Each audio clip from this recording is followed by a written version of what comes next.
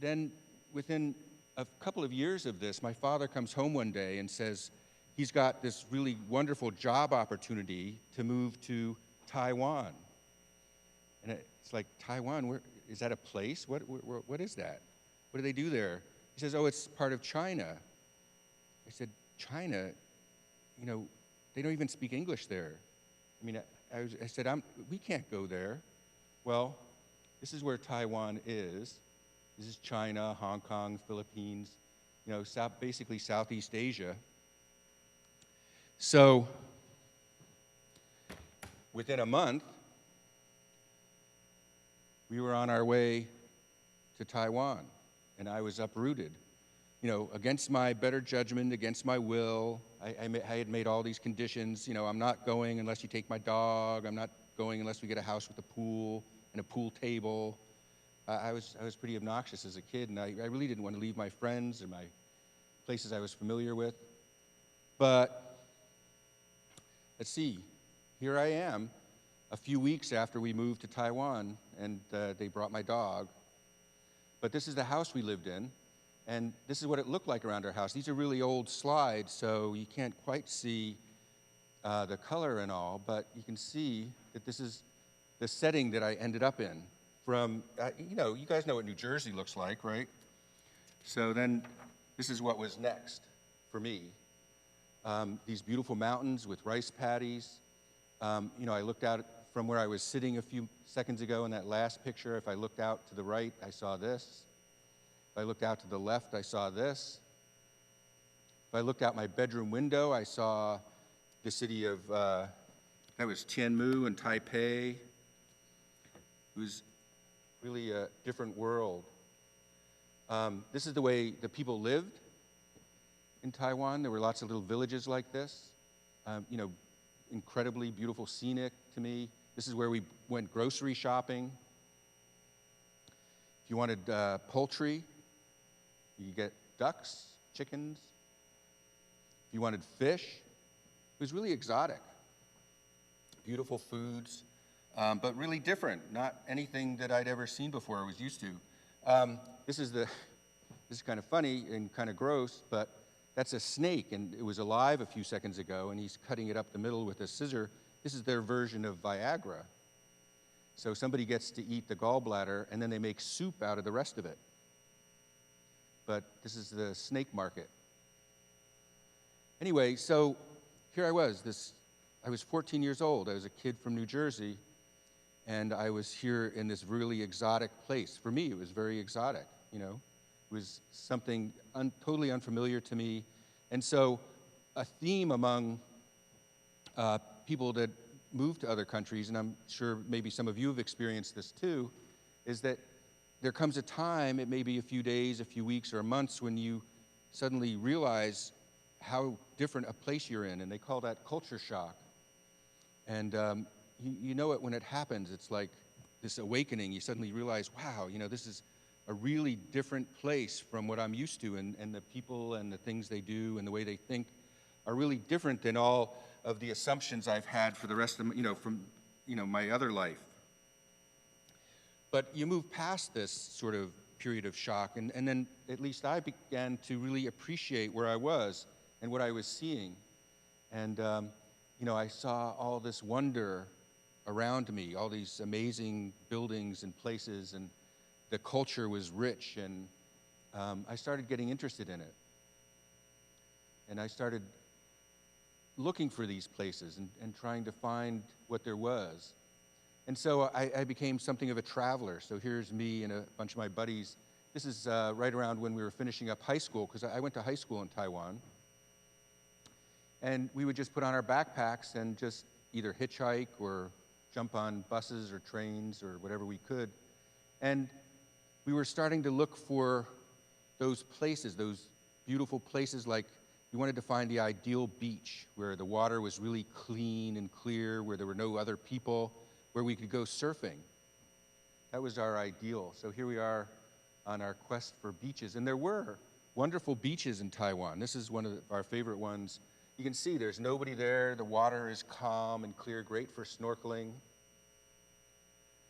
So when I read the book The Beach, I said, yeah, I totally get it. You know, this is worth it. This is a place worth going to and seeking. So we spent a lot of our free time trying to do that. One of the things I learned, though, in Taiwan before I sort of graduated to worldwide travel was this. You know, you have to be a respectful guest in another country. You can't act as if you're still in the United States. And it's also important not to act like you're some sort of privileged visitor. You know, you're a guest in another person's country, and you have to pay attention to the laws if you want to be okay. So, this set the stage for the trip I was telling you about a few minutes ago.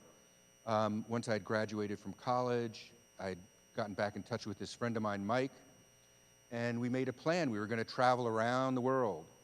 We were going to meet in Taiwan, and our parents still lived there, so we had a home base. And we were going to gather our gear together, and we were going to travel around through Southeast Asia, into India and Pakistan, and through Afghanistan, and to the Middle East and Europe, and then back to the US. But as I said, the war started in Afghanistan, Russia invaded, and our plan was to get on this bus called the Magic Bus. Back then it was this, you know, sort of a legendary ride that you could get with a lot of like-minded people, and it would take you through all the, exotic places on the way from Asia to Europe. But that couldn't happen. So anyway, here's Mike and I. This is what we looked like when we were getting ready to start. We decided, this is a little silly, but we decided we'll probably be better liked if we didn't tell people we were from the US. So we kind of cleaned up, made ourselves look like we were still students, and we sewed Canadian maple leaves on our backpacks, so people might think we're from Canada. It wasn't a popular time to be an American. And this is Southeast Asia where we ended up traveling, and you can see in red, I've highlighted the places we went. It wasn't our original plan. Our original plan was to go to the Philippines and through Borneo and Bali and up this way and to Nepal and, you know, on to the Middle East. But this is sort of what happened. One of the very first things, as I said, our intentions were to sort of just find our way from place to place. We had no definite travel plans.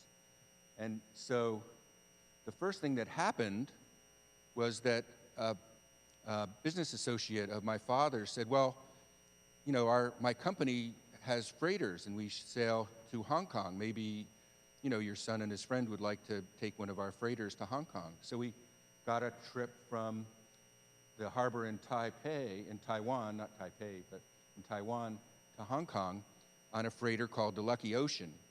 So we packed up and we went down to the pier, and we saw all these wonderful modern-looking freighters everywhere, and we were all ready to march down, and it turned out that the freighter we were on, called the Lucky Ocean, was this little rusty, the smallest, oldest, nastiest-looking freighter there was, and we were like, uh-oh. We got onto the freighter, and it was completely manned by people from Korea, and nobody spoke any English. They were very friendly. They didn't really know what to do with us. They had heard that Americans like to eat eggs, so every meal, well, we were on it for about 2.5 days. Every meal was eggs, or sometimes they gave us rice with fish heads. Those were the choices. We never found out who the captain was. They just all acted and looked the same. They really liked us. We taught them how to play backgammon, which is what we were doing to entertain ourselves on the trip. And we told them it was really good to roll doubles. And somehow, they just knew how to roll doubles all the time. So they just killed us in this game that they'd never played before. I don't know, I never learned their trick. But anyway, here's me. This is our version of the Titanic. You know, we would sit on the bow of the ship. We had nothing to do all day when we weren't playing backgammon, so we'd sit on the bow of the ship and just, you know, watch things go by. It's amazing all the sea life you can see.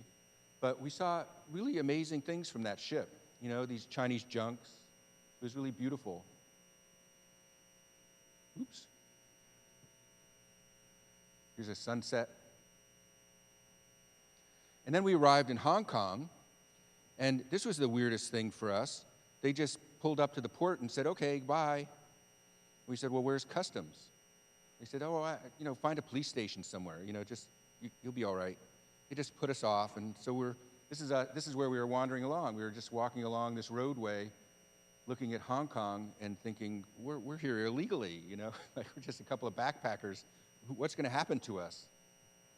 And we did finally manage to find a port of call, and we got registered, and they took our word for it that we arrived on this sort of, I guess you'd call it a tramp steamer, and we were okay. But we didn't like Hong Kong. It was really very urban, built up, big city, lots of activity. We wanted our quiet beaches. So we found a way to go from Hong Kong to the Philippines, to Manila. And we got to Manila, and all sorts of different kinds of transportation. These are the jeepneys they use to get around. So using jeepneys and horse carts, we made our way to another beach. And this is where we were staying, a little island called Puerto Gallarta. And you can see this is the ocean here. I'm sorry the pictures are faded and old, but this is like a bamboo inn that we stayed at. This is where we this is the only restaurant in the village there. This is where we'd have breakfast here with our friends. We met some other travelers that were also staying there. And then for the day, what we did during the day is we would hire a boatman in one of these little outrigger canoes, and he would take us to private islands where we could just hang out. Here we are on our way. We are getting off the canoe. One of the travelers had a little white dog. And here we are, ravenous, I guess. I guess you get really hungry on the beach. But it was a really wonderful time. This woman from Holland, she has this on her T-shirt, and that really felt like a motto for us while we were traveling there. But what happens is you can't stay places forever. That's even true in the book, The Beach. So it's a combination of things. First, you have your visas. So visas also tell you how long you're allowed to stay. But also, things get to be a little routine. And so it was time to move on. So our plan, as I had said, had been that we were going to go down through the Philippine Islands and to Borneo, which is this giant tropical island, second largest island on the planet. But there were uprisings and unrest and pirates along this route. So we got on a passenger ship with a bunch of retired Australians, and we sailed with them to Singapore. And they were really a lot of fun. They thought we were really crazy. They thought these two Americans were just really amusing. But I thought it was really amusing that they had beer vending machines, and for $0.25 you could get beer anytime you wanted, day or night. So that was really fun for me at that age. Singapore was another big city. It was incredibly clean and had all kinds of rules. And if you broke the rule, like if you spit in the road, they would beat you with a cane. Have you heard about that? That's one of the things they do. They caught an American there a few years ago. I don't remember what he did wrong, but they wanted to beat him with a cane, which is what they do to their own people. And there was a big international outcry that was inhumane. But they're very strict. It's a very clean, very safe place. So whatever they're doing works, but it does seem a little oppressive. We left there as soon as we could, went to Indonesia, and traveled by land and train and taxi and bus and walked, and our goal was to get to the island of Bali. And so here's horse cart. I don't know if I mentioned horse cart, but we got to Bali, and Bali it's a tropical island. It was one of the greenest places I've ever seen. I don't know that this slide really does it justice, but it's just so lush and beautiful, and it has these ancient rice paddies that are thousands of years old. And the Balinese people, they're very peaceful, they're very friendly, they're artistic, and they're very spiritual. It felt like a really comfortable place to visit. Every morning, you'd get up and they would have set up these little altars to honor their gods. I don't know if you can see here, but she has a little tray full of fruit and flowers, and they just put them in random places. We could never figure out what the place meant.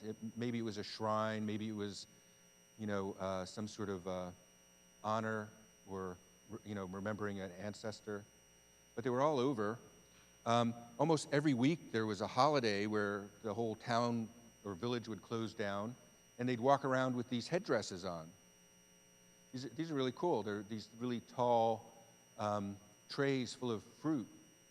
And this woman is showing us how she assembled hers. But they were friendly. They wanted to talk to you. They wanted to show you things. They wanted to spend time with you.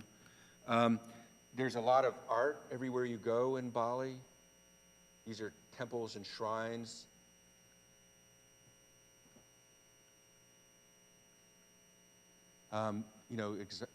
Here's a temple out in the ocean. Here's another one. They like to decorate their statues, and the statues are of their deities. This one is Garuda. You may have heard of Garuda, part bird. Their religion is based in Hinduism, and they're different from many of the other people in Indonesia, which I believe the majority is Islamic. But Bali is still influenced heavily by Hindu religion, and it was previously influenced by Buddhist religion. So you see traces of both. One thing they love to do is they love to build their villages around these giant banyan trees. So this is one giant tree, and the village goes all around it, and even inside the tree.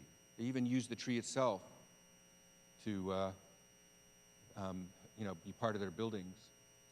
And this is a volcano. It's an active volcano that they consider to be the belly button of the world.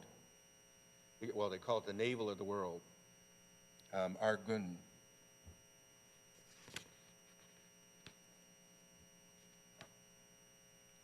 We found a place here called the Sacred Monkey Forest or Jungle. I forget what it was called. But you go there and there's just monkeys running around free, doing whatever they want. And some of what they want to do is like steal things from you. Here's one trying to pickpocket me. When was it? About 5 years ago, my daughters decided to go on a similar kind of trip that I had gone on. I have twin daughters. And they went to this same place, and one of the monkeys jumped on my daughter's head. She has red hair, really long red hair, and wouldn't let go and wouldn't get off. And it was standing there pulling on her hair and scratching her and harassing her for about 20 minutes until one of the local people said, well, if you lay down on the ground, they don't like it when you're so low down. So if you ever have a monkey, attach itself to you, lay down and maybe it'll go away.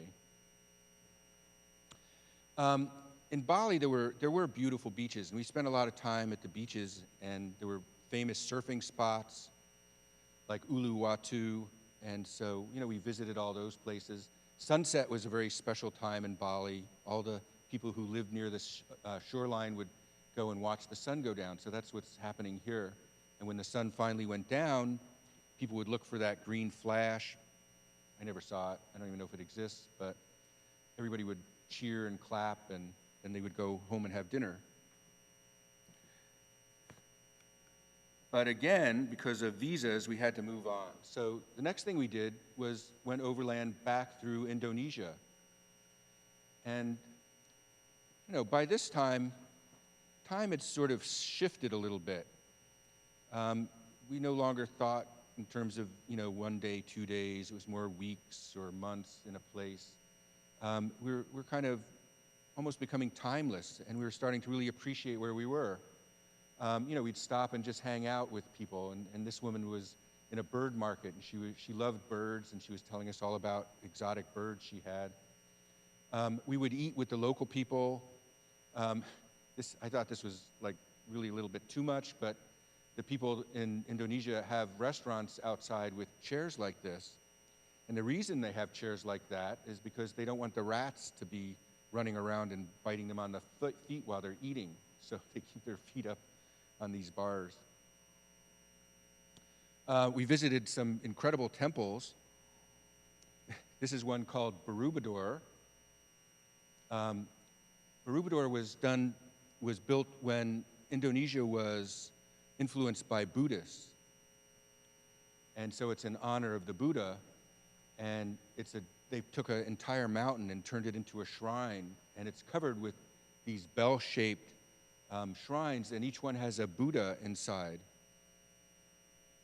And this is another shrine nearby that was built after Borobudur, sort of in competition by Hindu people that had sort of replaced the Buddhist influence. So it's just a very rich history.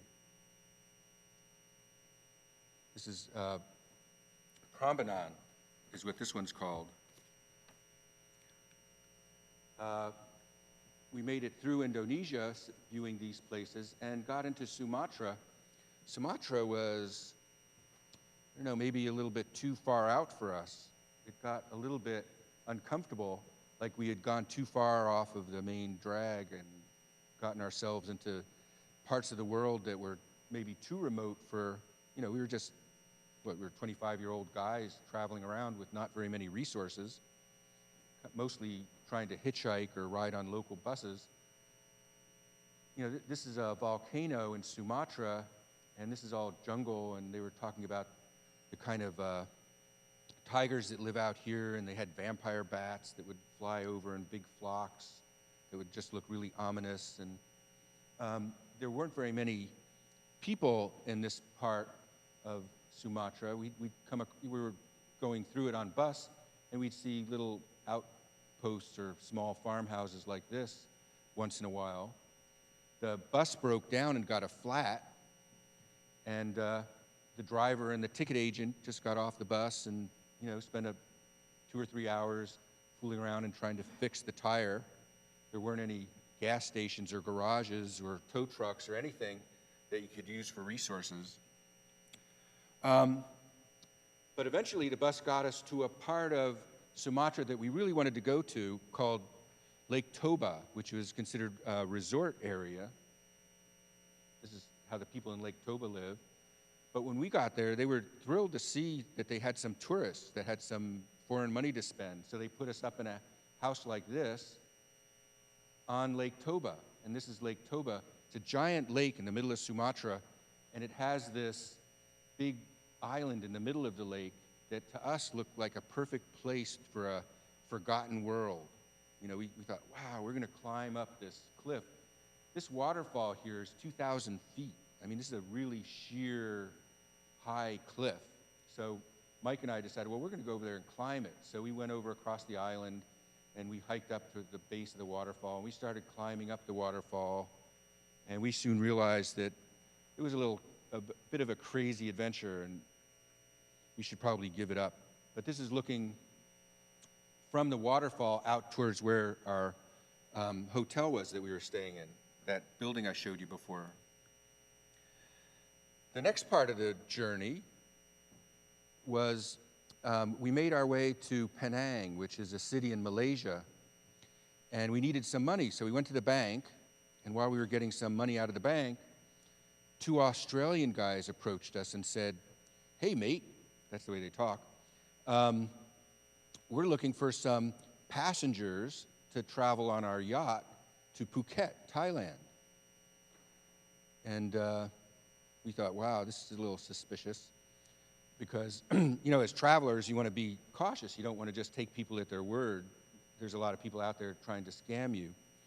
But we got to know them a little better. It turns out they had built this yacht in Taiwan, and they were sailing it to Europe to sell it, and they were going to start a business like that. And as they were sailing it from Taiwan towards Europe, they had stopped in Penang to refuel, and the customs people had confiscated all their beer. And so they had no more beer. So they said if we would give them enough money to replenish their beer stocks, they would sail us to Phuket, which was our next stop. So we got on board the ship with them, and we sailed. And it was an incredible trip. I learned that I'm not a sailor. I get seasick, and that being on such a small ship out in the middle of the ocean is really scary. You know, if you fall off at night and somebody doesn't see you, that's it. You're gone. There's nothing out there that's going to help you. So it was a very exotic experience, but not something that I'm going to fall in love with doing. But it was beautiful being on the water when I wasn't seasick. But we did get to Phuket. Let's see, I'm pointing at the wrong place. That little outcrop right there is Phuket. And we landed, and again, we were back where we wanted to be with beautiful beaches. Here's me, a little bit thinner, but here's Mike, much thinner. I think he must have had a parasite. He looks like a skeleton there. Here's a Thai woman that we met. So this was an interesting experience. If you're open to it, she said to me one day, you know, if you give me the money that you spend going out to a restaurant to eat dinner, I can have my family go to the market and buy enough food to feed my whole family, and it'll be a feast. It'll be like a Thai feast that you've never experienced before. So every morning I would give her the money that I was going to spend at the restaurant at night, and she would take me to her house, and she had like 10 family members, you know, little kids and her grandmother and her mother. And we would eat really wonderful foods. And in Thailand, they don't use chopsticks or forks and knives. They eat with their hands. And they made a lot of fun of me because they said I had such poor table manners that I didn't know how to eat with my hands properly, that I ate like a pig. And that was a sort of a embarrassment. But, you know, this is, you know, again, we were playing backgammon all the time. So here we are in front of our accommodations, our motel, with a bunch of travelers that we'd met. They're from all over, Australia, New Zealand, Europe, Germany. Well, Germany is Europe. But, you know, we met people from all over the world. We just hung out.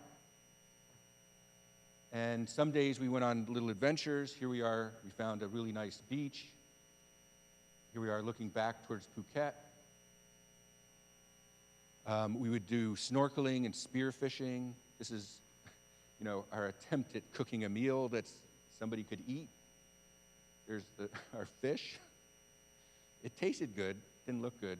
We just wrapped it in tinfoil and threw it in the fire. We thought that was how to cook fish.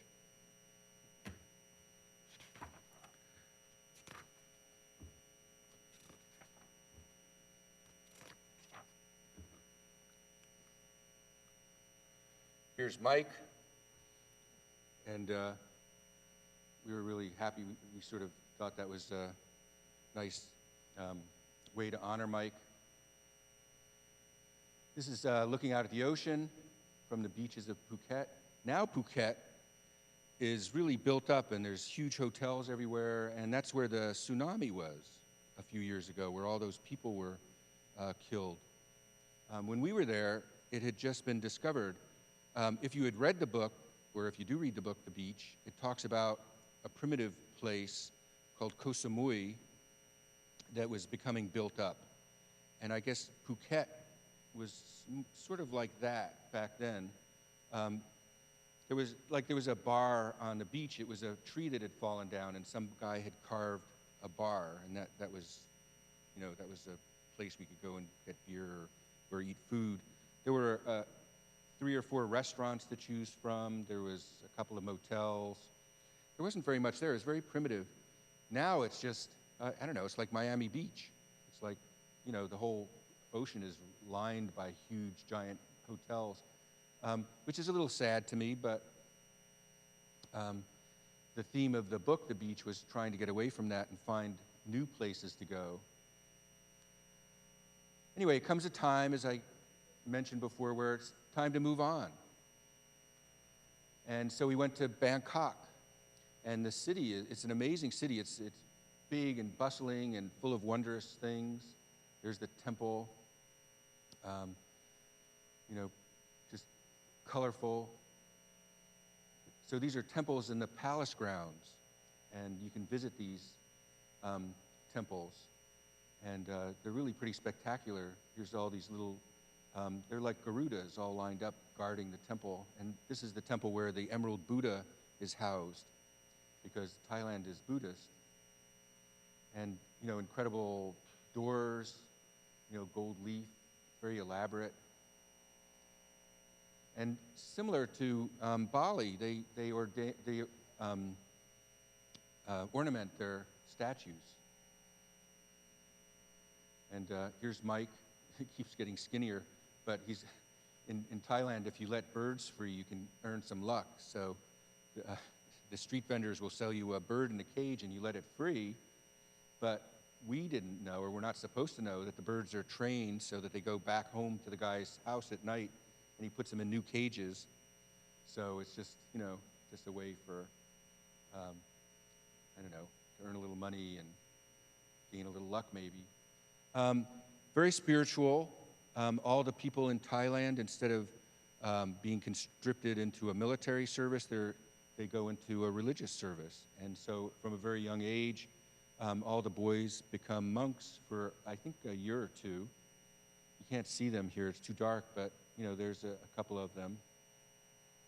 The marketplaces were busy and full of interesting things, amazing to us. This is one of their snacks. I don't know if you can see what it is, but it's a very nicely arranged basket full of cockroaches that you buy in a little bag, and then they're crunchy snacks instead of potato chips. Much of Thailand is built on canals called the klongs. Kind of, like Venice, but not quite as, built up. But people do everything in the water. And this really fascinated. We were just amazed. We couldn't believe that, it was dirty, brown, nasty-smelling water, but people just lived there. Here's people doing their dishes, bathing, washing their clothes. They had floating markets, and that was really exotic. These women and men would go around with these little small canoes, and they would raft together in big, big areas, and each of the little boats would be selling a different product, and people would walk back and forth across the boats, buying and selling. And the big tough guys would have these boats like this with car engines instead of outboard engines. These would go as fast as a car skimming across the canals. There's sunset over one of the canals. The next thing we did is we flew to Nepal. That was, I guess, our ultimate destination because we couldn't go any further. In the background is Mount Everest. And at the time, this song was popular. These are words from a Cat Stevens song. And I guess that's mostly what drew us to Nepal, is listening to music like that about Kathmandu. So here's Kathmandu up here. And here I am. We stayed at a little motel called the Blue Angel, and behind us are the foothills of the Himalayas. And it was January, and it was really cold. We'd gone from below the equator, south of the equator when we were in Bali, up into the high Himalayas. And in January, it wasn't snowing, it wasn't that cold, but it would frost at night. So we'd sit around our room with no heat like this. A totally different kind of architecture. It was really beautiful. This is the palace of the living goddess. So in Nepal, they have this belief that they get a young girl, and her feet are never allowed to touch the ground, and she's the embodiment of their living goddess. And when she becomes a woman, she is replaced by a new young girl. And we like to think that she was one of the people peeking out of the window. These are some of the structures that we saw in Nepal. They're incredible architecture. Here's the palace where the king lives. These are some temple stupas. You remember the earthquake in Nepal? Was it last year or the year before? All of these structures tumbled down. They're not there anymore. And hopefully they'll get rebuilt. But, I just watched a Nova show on the earthquake in Nepal, and these are gone. They're just piles of rubble. There's different cultures, different ethnic groups in Nepal. This is a newer baby. Doesn't look very happy.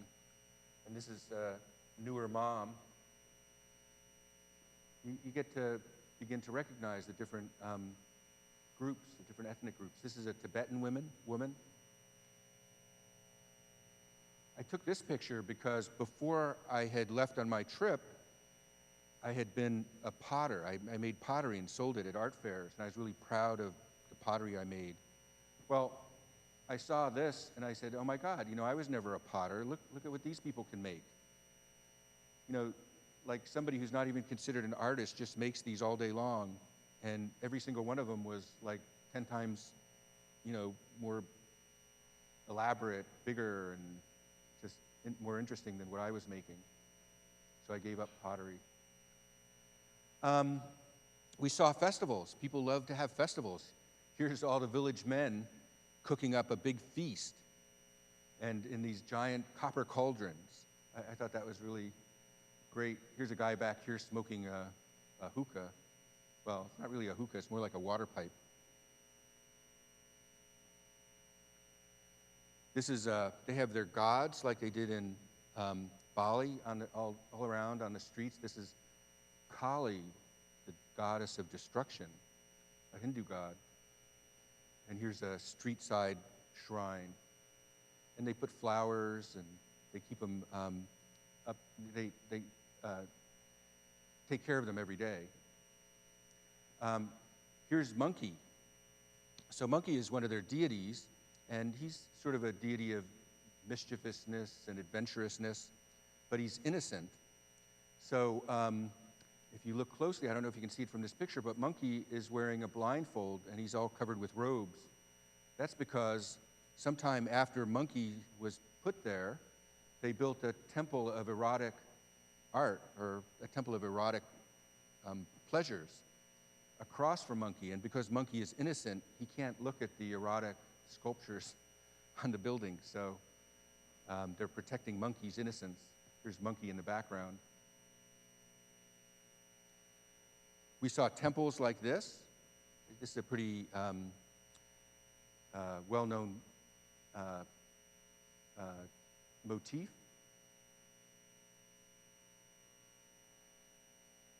This is up on the temple. There's a lot of people on holy pilgrimages or holy people in Nepal, and I never really understood exactly what they were doing. I tried. They don't speak, well, most of them don't speak English as far as I knew, but they would just be wandering around, on their own kind of quest. And very often they would be carrying bowls for getting, charity or handouts from people. People would fill their bowls with food so that these people didn't have to worry about where they got their food, and they would often sleep outside or in shelters. This guy was really very interesting to me. I couldn't figure out what his thing was. Here he is up close. He had a trident and a drum and a begging bowl, and he was all made up like this. Things that I wish I had had a chance to learn about. But, because I was a traveler and I didn't speak the language and I wasn't there long enough, I didn't really learn. I could see these things, but not fully understand them. So one day, we were all excited because the king was coming. We were going to get to see the king of Nepal. And they had this big procession out in front of the palace. This is the palace in the background. And, first came his honor guard, and then came his trumpeters, and then came a carriage, And instead of the king, there was a poster board of the king waving to us. So we were really disappointed. We never got to see the king. That was as close as we got. I don't know why he didn't come. At the time, there was quite a bit of unrest in Nepal. There were student groups and other groups that were, having, carrying posters and small riots. I mean, it wasn't anything scary, violent, but it was enough so that we could tell that there were people that were unhappy in the country. The next thing we did is we went on a trek. So no longer a beach theme, but now we're going into the wilderness. And so the big thing to do when you go to Nepal is to go trek to Mount Everest, or this is a trek to, we were going to actually trek to Tibet. But we also decided that we were getting a little too remote on this trip, so we turned back. But so people trek to Tibet, people trek to a place called Mustang or Annapurna, which are all, well-known and very tall mountains in the Himalayas. So this was after we'd been trekking for about 2 or 3 days, we left the valley and we were up in the mountains, and we came to this place called Poon Hill, which is a place where you can see where we came from in this direction, and if you turn around, here's Mike gazing at the tall mountains of the Himalayas. If you turn around, you can see the giant peaks of the Himalayan mountains. These peaks are so big, some of them are 27,000 feet. The tallest mountain in the United States is about 14,000 feet. So where I'm sitting, where Mike and I are sitting, is at 13,000 feet. So we're almost higher than any mountain in the United States. And these mountains are twice as high.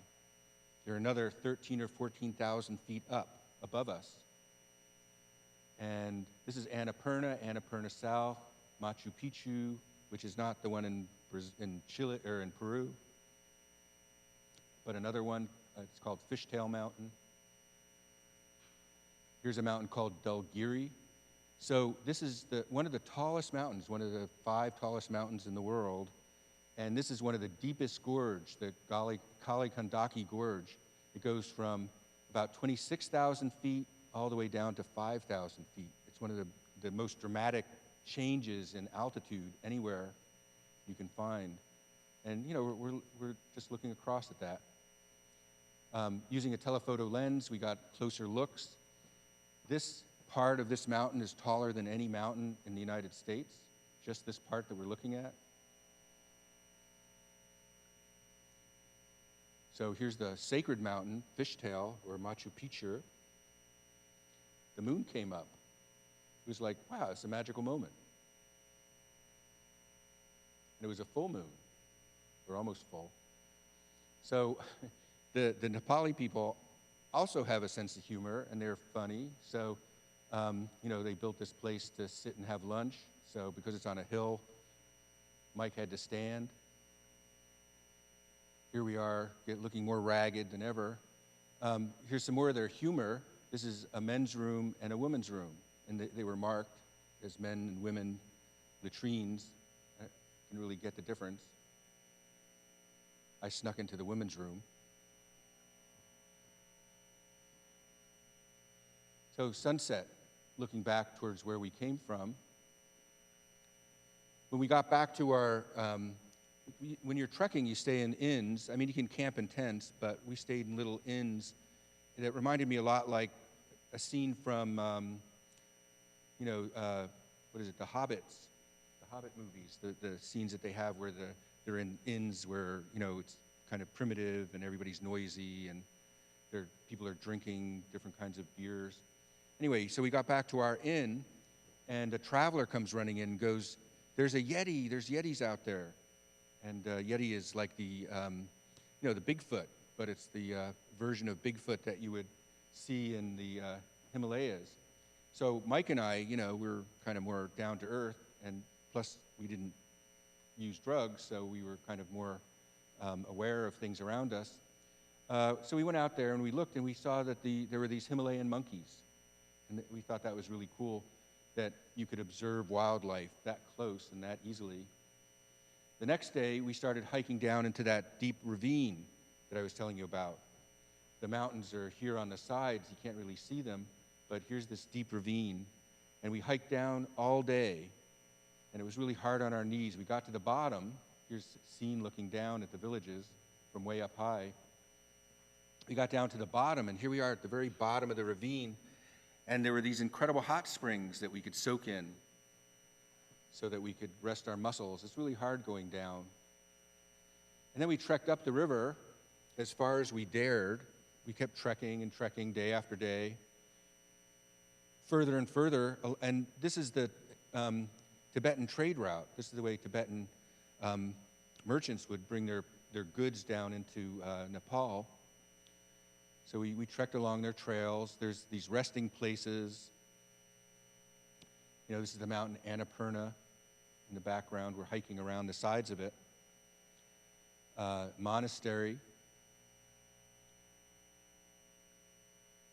They transport things on animals.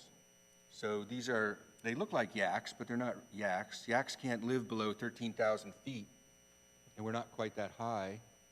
But these are all pack animals. They use a lot of pack donkeys, and this is what the villages look like. It started snowing. It was really cold. And then we got to this point, and Mike and I sort of looked, and we said, are we going to go any further? Like, this looks like pretty remote, desolate. You know, what's up there? I mean, if you get up into the mountains up here way beyond, it's Tibet. But we didn't feel confident that we should keep going. We'd kind of reached the end of the road, we thought. We could see caravans continuing back and forth, but we didn't think that that was for us. So we turned around and we followed the river back to civilization. And that's what you can see here, you know, trekking along the path. If you notice, the porters carry things with straps on their heads, and they're all barefoot. So, you know, Mike and I are carrying modern backpacks with hiking boots, and these guys are walking and passing us by and carrying like 3 or 4 times the amount of weight that we're carrying. They would often be carrying like 200-pound bags of concrete and just carry it up into the mountains for days and then turn around and come back with their return shipments. And towards the end, we came across this monastery, and the guy offered to, you know, sort of bless us as travelers. And this was our last day as we were looking out at leaving the Himalayan mountain range. From here, we could trek down to the road. So it actually took us about 3 weeks to do our trek. And for that whole time, we never saw any roads, any vehicles. There was a place we got to way up at the furthest point where there was a primitive airstrip, but that was the only other alternative to get in or out of that area. And that was typical for Nepal back then. We met people who said they lived up in the mountains, and if they wanted to go to school, they had to trek for a month to get to the city where they could go to school, and then they would stay there, and then they would have to trek back home for a month if they wanted to visit their family. And this is our trip back to Taiwan. You know, eventually we ran out of money. Mike got so skinny and he didn't feel so good, so we said, oh, time to go back home. We couldn't make our way all the way around the world, so the last leg of our trip was back to Taiwan, and Mike's parents immediately checked him into a hospital, and he stayed in the hospital for a week.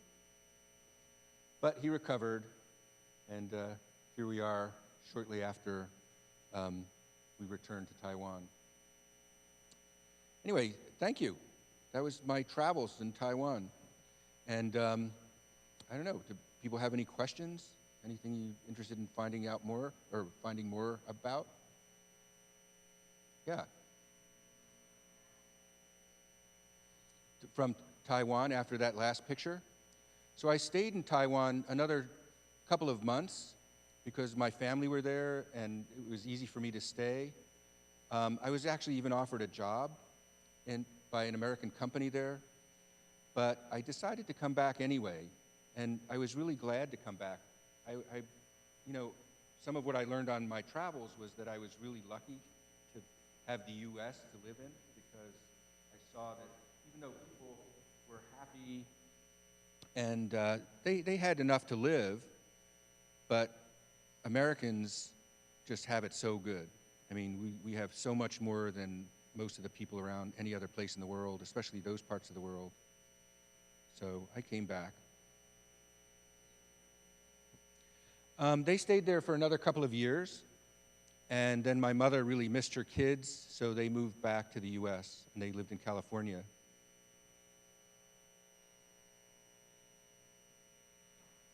So one thing that's a little bit, related to this is that my high school in Taiwan had a reunion last week.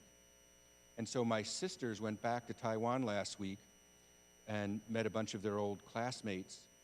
And they went to many of the same places that we had gone to when we were young. And they said, "Oh my God, Taiwan has changed so much. You saw the pictures of what it was like." Well, now they said that Taiwan is modern and it's clean and they're very environmentally conscious, and it's way ahead of the United States in terms of technology and efficiency and sustainability. So many of these places in the years since I was there have really, developed and modernized, and in many ways have left us behind, which is too bad. I think we need to take a lesson from them. We need to protect our country and our environment and do better. Any other questions? Okay, well, thank you. Thank you for coming.